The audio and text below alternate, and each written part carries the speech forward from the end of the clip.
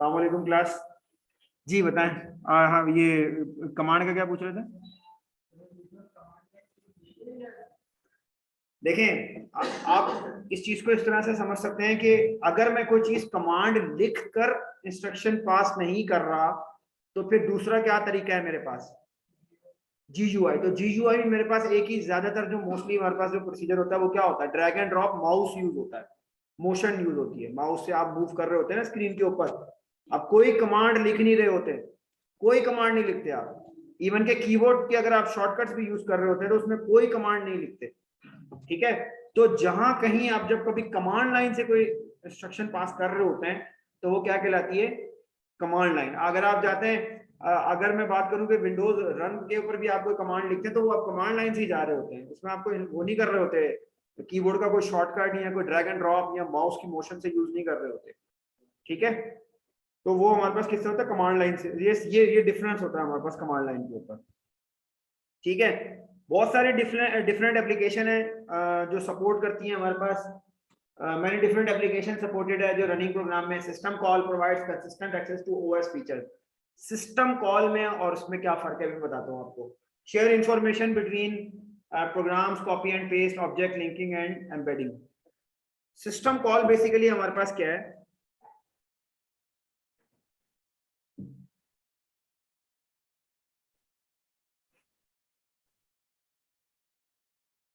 ठीक है, अच्छा ये जो सिस्टम कॉल है ना हमारे पास, सिस्टम कॉल ये है हमारे पास कि जब कभी भी हम एग्जाम्पल जब मैं मूव करता हूँ कर्सर को तो क्या होता है? सिस्टम कॉल जाती है। जब कभी भी मैं कीबोर्ड पे कोई बटन प्रेस करता हूँ तो सिस्टम कॉल जाती है। ठीक है, इसी ये कहते हैं यूजर की सिस्टम कॉल। एक सिस्टम की खुद की भी कॉल होती है जो ओएस खुद से कॉल कर रहा होता है। अभी हो सकता है मैंने इसको छोड़ा हुआ है, मैं कोई काम नहीं कर रहा, ना मैंने माउस को छेड़ रहा हूँ ना मैं कीबोर्ड को छेड़ रहा, लेकिन सिस्टम तो चल रहा है, स्क्रीन तो नजर आ रही है। तो क्या हो रहा है? ओएस अपनी इंटरनल सिस्टम्स कॉल कर रहा है। सिस्टम कॉल से मुराद ये होता है कि नहीं, सिस्टम कॉल से मुराद ये है कि वो इंटरनल जो अपना हार्डवेयर है ना, हार्डवेयर कंट्रोलर को कॉल कर रहा है तो उसको मैनेज कर रहा होता है। जी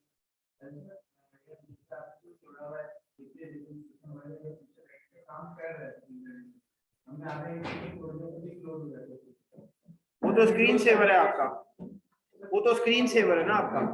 टाइमर लगा होता है। हाँ, वो तो सिस्टम की कॉल है ना, वो तो ऑटो कॉल है। वो आपने टाइमर लगाया होता है। असल में जब टाइमर, एग्जाम्पल 30 मिनट्स का टाइमर लगाया हुआ है, जैसे ही वो टाइमर ऑफ होता है तो एक कॉल जनरेट होती है और वो उसको स्लीप मोड पे ले जाता है, या स्क्रीन सेवर ऑन कर देता है या शट डाउन कर देता है, जो भी आपने उसमें टाइमर में सेट किया हुआ स्क्रीन सेवर के अंदर।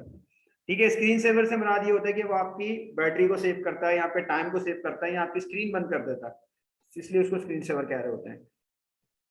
ठीक है, तो ओएस के फीचर्स को अगर आपने यूज करना है तो आप सिस्टम कॉल करेंगे, क्योंकि माउस आपको एप्लीकेशन नहीं यूज करवाती, कीबोर्ड आपको एप्लीकेशन यूज नहीं करवाती।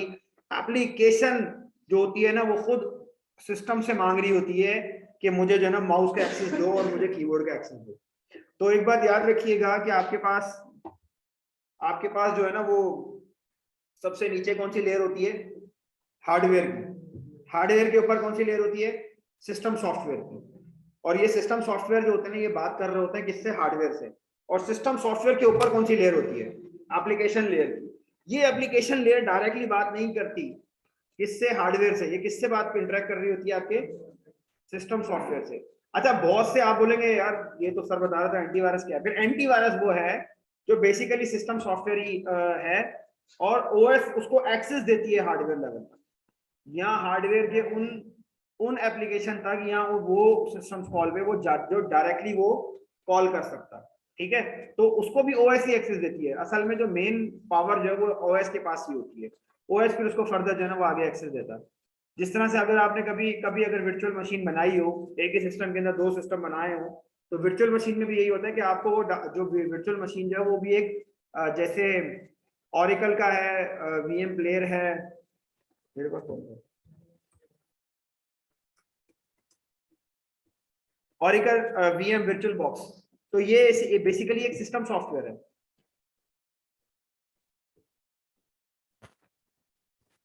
सिस्टम सॉफ्टवेयर ये क्या करता है? ये डायरेक्टली आपके पास जो है ना वो प्रोसेसर और आपकी रैम और आपकी जो है ना वो हार्ड ड्राइव को मैनेज कर रहा होता है, लेकिन फिर भी उसमें ओएस इन्वॉल्व होती है। ओएस क्या करती है कि उसको एक स्पेसिफिक पार्ट बना के देती है कि ये मेरे पास 6 GB रैम है, तो बोलेगा भाई 2 GB आप उसको यूटिलाइज कर लो। तो ओएस क्या करेगा, 4 GB पे चल रहा होगा और 2 GB उसने उसको क्या की होगी, एलोकेट की हुई होगी इसको, वर्चुअल मशीन को। अब ये थोड़ी सी हो सकता है टेक्निकल बात हो, बहुत से लोगों को समझ में ना आ रही हो, लेकिन चलें जितनी है उतनी समझ लें।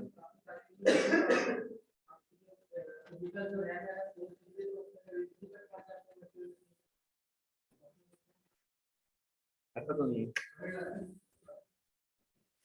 है, वो देखें वो बात ठीक है आपकी। देखें फिजिकली जो आपके पास हार्डवेयर में जो रैम अवेलेबल है कितनी है, तो वो 8 GB कैसे होगी, लॉजिकल हो सकती है।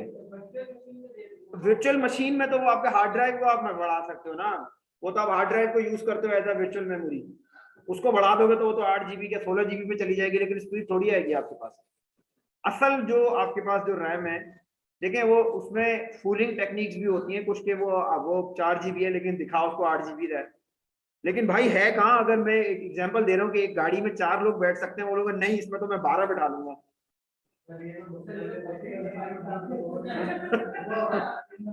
अरे मैं वो रिकॉर्ड लगाने की बात नहीं कर रहा कि आप प्लीज बुक वर्ल्ड रिकॉर्ड में जाके रिकॉर्ड लगाना चाह रहे हैं कि जबरदस्ती घुसा घुसा के ले जाओ उनको बिठा के हैदराबाद, देखना आधे रास्ते में दम घुट जाएगा सबका।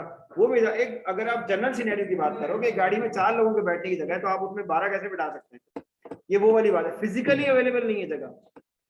एक बॉटल में 1 लीटर पानी आता है, आप कह रहे नहीं मैं तुझे 3 लीटर पानी डाल के दिखाऊंगा, हाउ इज पॉसिबल, नहीं है ना। हाँ अजम्पशन है, मैं कर सकता हूँ कैसे, एग्जांपल दे रहा हूँ कि अगर मुझे यहाँ से वहां पे पानी लेके जाना है तो मैं एक करके 3 दफा लेगा तो 3 लीटर पानी लेगा एक ही बॉटल से, तो आप कह सकते हो कि एक बॉटल से 3, तो लॉजिकली पॉसिबल हुआ ना, वर्चुअली तो पॉसिबल हो गया, लेकिन एग्जैक्ट पॉसिबल नहीं है। ठीक है, वल्लाह आलम आप किस सिनेरियो में आप कह रहे हैं ऐसे पॉसिबल है नहीं। ठीक है, अच्छा ठीक है, program need to access hardware interrupts. अच्छा, जो प्रोग्राम है ना उसको एक्सेस का रिक्वायरमेंट होती है, तो इसमें एक चीज आती है हमारे पास, interrupts. CPU is stopped hardware devices access device drivers control the hardware. ठीक है, उसमें होता यह है कि हमारे पास इंटरप्ट्स आते हैं। इंटरप्ट से मुराद क्या है कि जो हमारे पास सिस्टम कॉल थी ना, दे आल्सो कॉल इंटरप्ट्स। अब ये ऑपरेटिंग सिस्टम जिन्होंने पढ़ा है उनको पता होगा कि इंटरप्ट्स क्या होते हैं। ठीक है, इंटरप्ट्स हमारे पास क्या होता है, अगर मैं जस्ट सपोज मैं बात कर रहा हूँ, ठीक है, मैं क्लास में लेक्चर दे रहा हूँ और किसी का मोबाइल फोन बजे, तो ये क्या है, इंटरप्ट हो रहा है ना। ठीक है, तो यही सेम इंटरप्शन जो होती है हमारे पास ऑपरेटिंग सिस्टम का, जो एक ऑपरेटिंग सिस्टम एक टास्क पे काम कर रहा है। अच्छा, मल्टीटास्किंग क्या होता है, पहले तो मल्टीटास्किंग देख लेते हैं। मल्टीटास्किंग ये होता है कि हमारा जो ऑपरेटिंग सिस्टम है वो एट अ टाइम काफी सारे काम कर रहा होता है। कैसे कर रहा है, आपने देखें, आपने क्रोम भी चला लिया आपने जो है। अच्छा, जब क्रोम चल रहा है, एक काम सिस्टम कर रहा है, ऑपरेटिंग सिस्टम कर रहा है, तो आपने उसके साथ ही पावर पॉइंट कैसे रन कर लिया, तो हो गए ना 2 काम, मल्टीटास्किंग। ऑल दो के आपने क्रोम को जो है वो मिनिमाइज कर दिया और पावर पॉइंट जो है वो फ्रंट पे है प्रायोरिटी पे, लेकिन फिर भी 2 काम तो हो रहे हैं, क्रोम भी चल रहा है पावर पॉइंट भी चल रहा है, 2 काम तो हो रहे हैं ना। तो आप उसके 3 4 5 काम भी कर सकते हैं। तो ये क्या है हमारे पास, ये क्या है हमारे पास, मल्टीटास्किंग है। अच्छा, इसमें होता ये है, जस्ट सपोज मैं बताऊं, मिसाल दे रहा हूँ, अगर आप लोगों ने कभी ऐसा है कि आपने पावर पॉइंट भी चला रहे हो, मतलब, और आप जो है वो, नहीं बल्कि आप एक काम करें, आप क्रोम ब्राउजर यूज कर रहे हैं और उसके बीच में आपने क्या किया, पावर पॉइंट को ऑन कर दिया, तो क्या होगा, नहीं नहीं नहीं, एग्जांपल दे दो कि अगर आप क्रोम के ऊपर काम कर रहे हैं, क्रोम पे कोई चीज डाउनलोड हो रही है, एग्जांपल दे रहा हूँ, यहाँ कोई वीडियो चल रही है या फिर कोई सॉन्ग प्ले हो रहा है, यहाँ कोई गेम चल रहा है, जो ऑनलाइन गेम्स आते हैं वो क्रोम ब्राउजर के ऊपर, और आपने क्या किया, आपने उसको चलते रहने दिया और विंडोज का बटन दबा के और उसमें साथ में जो है वो शॉर्टकट से MS वर्ड या MS एक्सेल या पावर पॉइंट ऑन कर दिया, तो क्या होगा, क्या खुलेगा, मैंने जो ऑन किया है, तो मैंने क्या किया, मैंने इंटरप्ट जनरेट किया है। ठीक है, मैंने उसकी जो प्रोसेसिंग चल रही थी, मैंने उसमें यूजर लेवल का interrupt, that is called the user level interruption. तो ये यूजर लेवल की इंटरप्शन है जो यूजर इंटरप्ट बीच में जनरेट कर रहा होता है। सिस्टम चल रहा है बिल्कुल ठीक है, एवरीथिंग इज ओके, मैंने पावर का बटन दबा दिया, क्या हुआ, और नहीं जाएगा, सिस्टम शट डाउन हो जाएगा। ठीक है, 2021 में होगा, बंद नहीं होगा, शट डाउन होगा सिस्टम, क्योंकि ये एक इंटरप्ट जनरेट होती है। ये वो इंटरप्ट जो मैं जनरेट कर रहा हूँ that is called the soft interrupt, वो सॉफ्टवेयर के थ्रू इंटरप्ट जनरेट कर रहा हूँ। और अगर मैं पावर का बटन दबाता हूँ तो क्या होता है, दैट इज हार्डवेयर इंटरप्ट। और ये लेकिन ये है यूजर लेवल की इंटरप्ट सारी, ठीक है। डेस्कटॉप में रीस्टार्ट का बटन होता है, आप रीस्टार्ट के बटन को दबा दो, जो कुछ दुनिया जहान का चल रहा होगा सब बंद हो जाएगा, फौरन रीस्टार्ट हो जाएगा सिस्टम। वाई? क्योंकि उस इंटरप्ट का जो वो प्रायोरिटी लेवल है वो हाई है, ठीक है। तो आपके सिस्टम के अंदर अगर आप माइक्रोसॉफ्ट एक्सेल पे काम कर रहे हैं, वर्ड पे काम कर रहे हैं, बीच में आपने जो है वो कोई गेम रन कर दिया कमांडोज, तो वो क्या करता है, आपके ऑपरेटिंग सिस्टम क्या करता है, सब बंद कर देगा, आपको सिर्फ वो दिखाएगा, बोलेगा ये लो एक गेम चला। क्यों? क्योंकि उसकी प्रायोरिटी ज्यादा है, आपने खुद से इंटरप्ट जनरेट किया उसके अंदर, तो उसकी प्रायोरिटी ज्यादा है, तो वो सब बंद कर देगा, बोलेगा बस सिर्फ यही चलेगा, क्योंकि अब सारी जितनी भी पावर है मैं इसी को चलाने में लगा दूंगा, तो बाकी सारे काम आपके जो है ना वो बैकएंड पे बंद हो जाएंगे, ठीक है। मैं उस इंटरप्ट की तरफ नहीं जा रहा जो असल में ऑपरेटिंग सिस्टम का इंटरप्ट है, मैं सिर्फ आप लोगों को समझा रहा हूँ, इंट्रोडक्शन टू कंप्यूटिंग तक के इंटरप्ट को रखो, काफी है, वो वाला हजम नहीं होगा आपको, क्योंकि उसके ऊपर दो ऑपरेटिंग सिस्टम के अंदर भी 2-3 लेक्चर होते हैं। हाँ बोलो।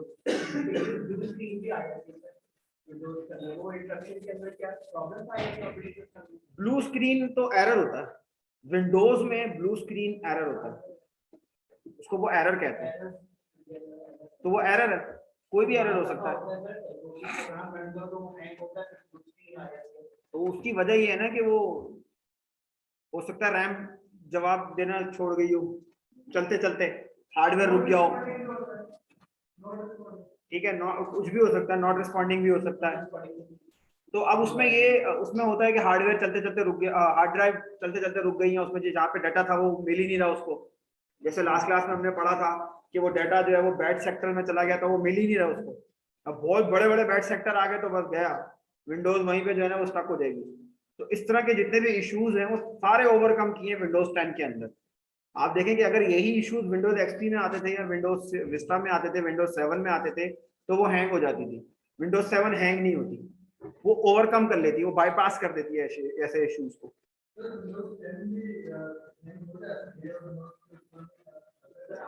लेकिन बहुत कम आता है, अगर आप अपनी विंडो को अपडेट करते रहेंगे ना तो फिर कभी भी इस तरह के इश्यूज आपको नहीं आएंगे। नहीं ऐसा नहीं है, अगर आपके हार्ड ड्राइव में जगह नहीं है, सी ड्राइव में जगह नहीं है आपके, और आप जो है वो बहुत ज्यादा प्रोग्राम रन कर दो या इतने ज्यादा प्रोग्राम रन कर दो कि आपके सिस्टम की कैपेसिटी नहीं है, तो वो आपका तो हैंग ही होगा ना। अब अगर मिनिमम रिक्वायरमेंट विंडोज 10 खुद कह रहा है, विंडोज 10 की अगर आप सॉफ्ट सिस्टम रिक्वायरमेंट पढ़ें तो उसमें लिखा होगा कि मेरे ख्याल में 1 GB रैम और डुअल प्रोसेसर वो मांग रहे, डुअल कोर प्रोसेसर मांग रहे होते हैं। तो आप जाते हैं मार्केट, बोलते हैं भाई 1 GB की रैम वाला डुअल कोर प्रोसेसर वाला एक सिस्टम दे दो, तो आपको 2000 रुपये का पकड़ा देगा, आजकल तो इतने का ही मिलता है, इतना इतना वाला है। तो आप बोलोगे इस पर तो विंडोज 10 न्यू चलनी चाहिए, वो भाई उसने मिनिमम रिक्वायरमेंट दी थी, 4 GB की रैम के ऊपर भी विंडोज 10 सही नहीं चलती, ठीक है। मेरे पास 6 GB की रैम लगी हुई है, साथ में पहले हार्ड ड्राइव लगी हुई थी तो हैंग होती थी। अब जब से मैंने SSD लगाई है आज तक कभी हैंग नहीं हुई, कुछ भी नहीं होता।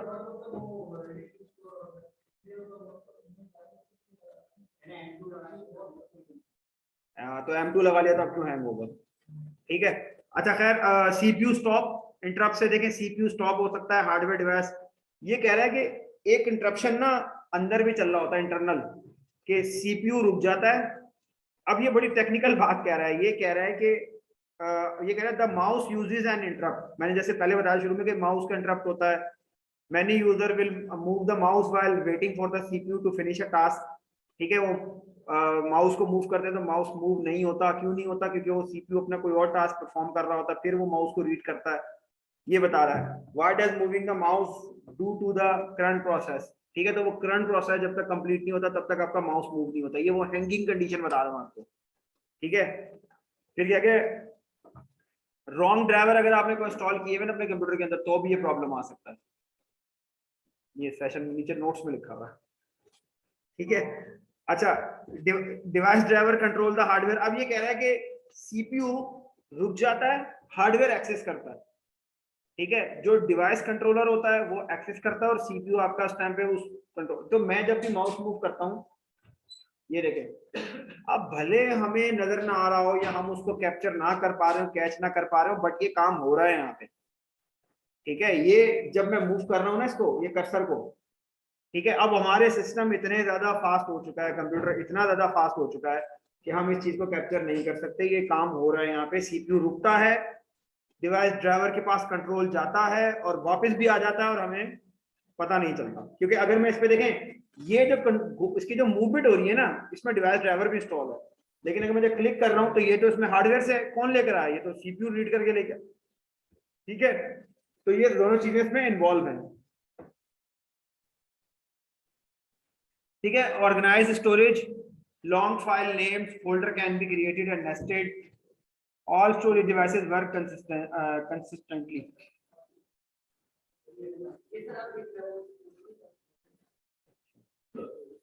हो जाओगे अब सारे।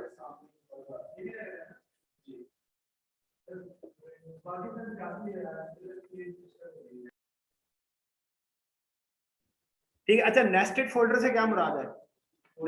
फोल्डर के अंदर फोल्डर, ठीक है, तो ये नेस्टेड फोल्डर है, ठीक है। उसके बाद यूटिलिटीज है हमारे पास, यूटिलिटीज जो हम लास्ट क्लास में पढ़ चुके हैं, डिस्क डिफ्रेगमेंटेशन और disk cleaning, error checking, disk जो है वो एरर मूविंग वगैरह जो था, provide service not included with OS, जैसे goes beyond the four function, firewall, antivirus and compression, ठीक है। ये हमारे साथ हमें जो मिलते हैं ये सारे किसमें, ये यूटिलिटी सॉफ्टवेयर में, जैसे मैंने बताया भी था यूटिलिटी सॉफ्टवेयर होते हैं, these all are also a system software but not a operating system. Enhanced OS के लिए हम क्या करते हैं, बैकअप सॉफ्टवेयर यूज करते हैं, जैसे फाइल्स को आर्काइव करते हैं रिमूवेबल मीडिया में। कोई बता सकता है रिमूवेबल मीडिया क्या होगा? और रीराइटेबल सीडी हो सकती है, पोर्टेबल हार्ड ड्राइव हो सकती है हमारे पास, ठीक है। Ensures data integrity, most OS include a backup package, many third party packages exist. Data integrity से मुराद ये है कि जो डाटा कॉपी पेस्ट हो रहा है या जो डाटा आ रहा है वो उसकी इंटेग्रिटी, मतलब वही डाटा है, उसमें कोई चेंज तो नहीं हो गया। क्योंकि अगर आपके पास जो डाटा 1001 की फॉर्म में ना, अगर उसमें मैं 2 जीरो भी हटा दूं बीच में, उनको 1 कर दूं या 1 को 0 कर दूं, तो सारा डाटा ही चेंज हो जाएगा, ठीक है। तो आप अगर कभी विंडोज 7 पे या विंडोज विस्टा पे आपको कभी वास्ता पड़ा हो तो पूरी पूरी फाइलें कॉपी हो जाती थी, और जब चलाओ तो चलती नहीं थी। स्टोरेज भी पूरा दे रहा है, बिल्कुल नाम एग्जैक्ट सॉफ्टवेयर की लोकेशन सब सेट है बिल्कुल, लेकिन चल नहीं रही, ठीक है। ये वाले इश्यूज जो है वो विंडोज 10 में इनको भी ओवरकम किया गया। मूवीज के साथ ज्यादा होता है क्योंकि उसकी फाइल बड़ी होती है, बड़ी फाइलें होती हैं, जैसे 2 GB 4 GB, बड़ी बड़ी फाइल होती है। अब तो खैर जब से ये हमारे पास 4K वीडियोज आना शुरू हुई हैं, तब से हमारे पास जो है वो कम से कम 4 GB 5 GB की जो है ना वो मूवीज आ रही होती है, तो बहुत बड़ी फाइल होती है वो, तो डाटा ज्यादा होता है उसके अंदर।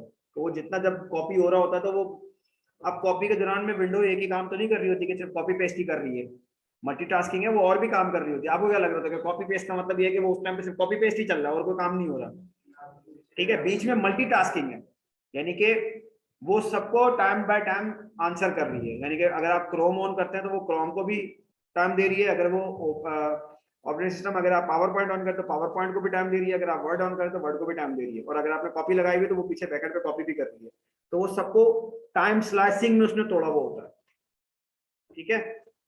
जैसे मैं जो हूँ इस वक्त, अगर टीचर वो टीच कर रहा है तो वो मल्टीटास्किंग में हूँ, क्योंकि आप लोग अगर मुझसे कोई क्वेश्चन करते हैं तो मैं 1 बाय 1 सबको आंसर कर सकता हूँ, ठीक है। एक एक करके मैं सबको आंसर करता रहूंगा। मैं बोलूंगा आपके पास 2 मिनट है, पहले आपका क्वेश्चन का आंसर, फिर आपके 2 मिनट आपके क्वेश्चन का आंसर, फिर आपके 2 मिनट आपके क्वेश्चन का आंसर। तो ऐसे मैंने टाइम स्लाइसिंग में इसको ब्रेक कर दिया, ठीक है। तो ऐसे ही क्या होता है कि वो हर जो टास्क होता है उसको उसने टाइम स्लाइस में तोड़ा होता है। ऑल्दो कि ह्यूमन जो है ना वो उसको क्या कर सकते हैं, उसको देख नहीं सकते या उसको समझ नहीं सकते क्योंकि इतना फास्ट होता है।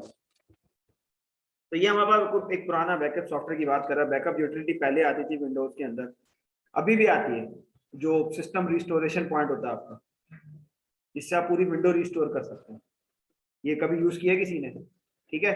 उसके लिए आपके पास हार्ड ड्राइव बड़ी चाहिए होती है, क्योंकि आपका जो रिस्टोर पॉइंट है ना फिर वो बनता रहता है, वो फिर बनता रहता है, वो फिर वो आपके खुद के जो फाइलें होती है उतनी नहीं होती जितनी वो जगह घेरता रहता है पीछे, वो बहुत ज्यादा जगह घेरता है पीछे। तो पूरा सिस्टम का रिस्टोरेशन बनाया हुआ होता है उसने। जिस दिन आपकी विंडोज वगैरह करप्ट हो, आप क्या करें, आप उसको रिस्टोर कर ले पूरी विंडो को, तो वापस जो लास्ट जिस दिन उसने रिस्टोर बनाया होगा ना, वो उस दिन पे आपको जो है ना वापस अपडेट कर देगा। ये बात समझ में आ रही है आप लोगों को? ठीक है। फिर एंटीवायरस सॉफ्टवेयर हमारे पास क्रूशियल यूटिलिटी है, finds, blocks and remove viruses, must be updated regularly. आपका अपना विंडोज सिक्योरिटी सिस्टम है, उसको अपडेट करते रहें तो ज्यादा बेहतर है। मैं आपको दिखा देता हूँ।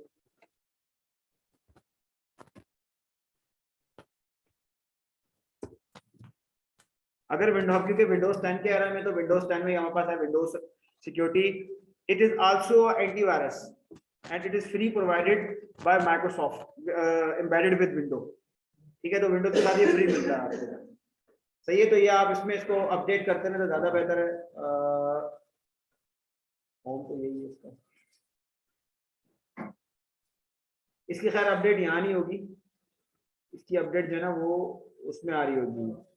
नहीं, अरे इसमें नहीं आ रही होगी, वो अपडेट उसमें आ रही होगी जो विंडोज की जनरल अपडेट है, ये वाली जो अपडेट ये इसमें आ रही है। इसमें जो विंडोज की अपडेट आ रही होती है उसके साथ ही सिक्योरिटी पैचेस भी आ रहे होते हैं, सिक्योरिटी डेफिनेशन वगैरह अपडेट आ रही होती है। ठीक है, तो ये कुछ सॉफ्टवेयर जैसे नॉर्टन एंटीवायरस है, मैकेफे है, कैस्परस्की है, और बहुत सारी जो है ना वो हमारे पास क्या है एंटीवायरस है हमारे पास। फायरवॉल है हमारे पास, crucial utility, protect your computer from intruders, make computer invisible to hacker, Zone Labs is a home firewall, Cisco sells hardware firewall. ठीक है, तो ये डिफरेंट किस्म की फायरवॉल्स हैं हमारे पास। विंडोज के अंदर उसकी खुद की अपनी भी फायरवॉल होती है।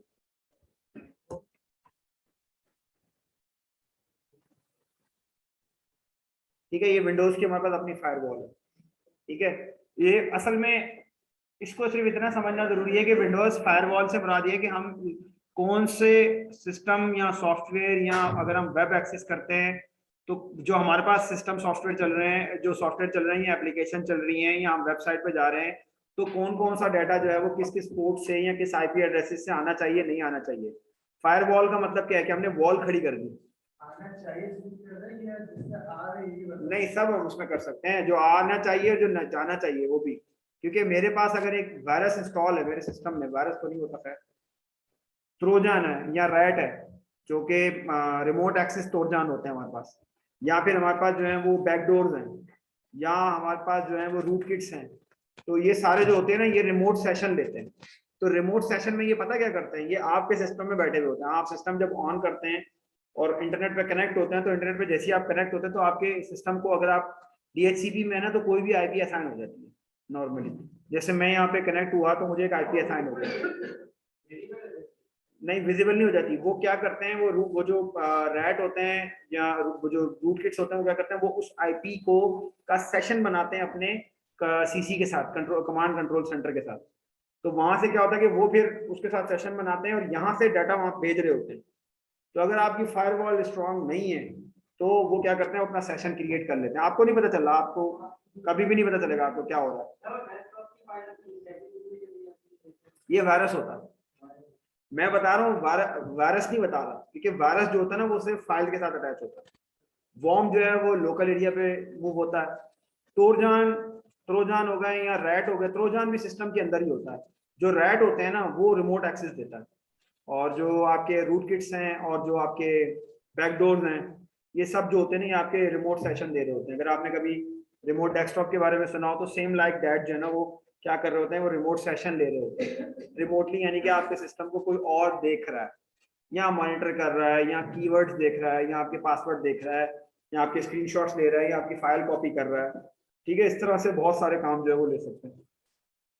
तो आने वाला और जाने वाला दोनों डाटा जब आप ब्लॉक करना है तो आप फायरवॉल।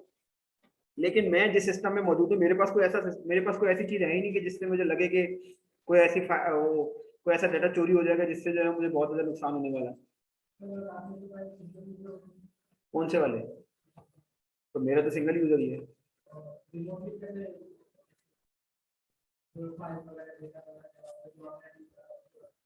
उसमें वो क्या कर रहा है, वो सिर्फ देख रहा है कि मैं क्या कर रहा हूँ, ये टास्क है,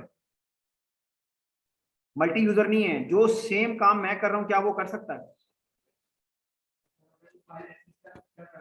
फाइल एक्सेस नहीं कर रहा होता, वो कॉपी पेस्ट कर रहा होता।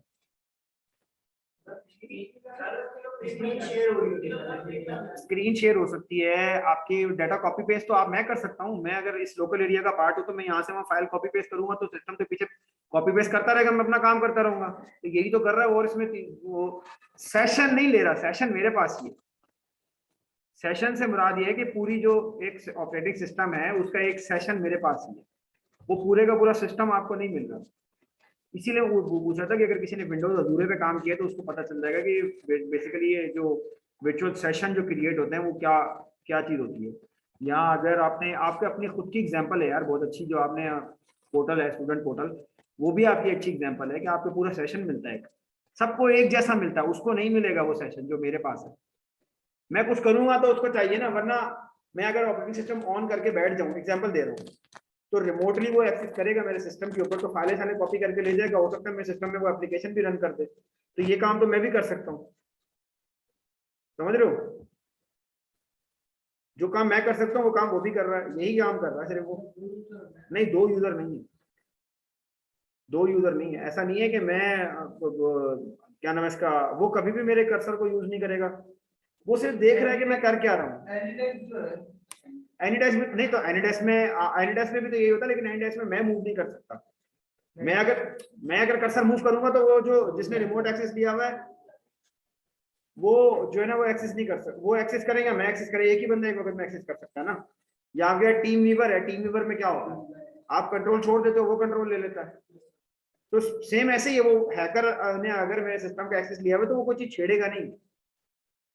ठीक है, वो अगर कोई डाटा कॉपी पेस्ट भी करता है तो वो कमांड लाइन से करता है, कर्सर से कभी नहीं करेगा। वरना कर्सर की जो है, हाँ सब मिलेगा, सब मिलेगा, क्यों नहीं मिलेगा। अच्छा, नॉर्मली जो है ना इस तरह के जो एक्सेस है ना वो कमांड लाइन से होता है, क्योंकि कमांड लाइन जो है ना वो डिस्टर्ब नहीं करती है आपको, ये बात याद रखिएगा। ठीक है, वरना ये ड्रैग एंड ड्रॉप में या माउस में तो मुझे नजर आ जाएगा फॉल। ठीक है, कमांड लाइन पे तो बैकएंड पे कमांड चलती रहेगी।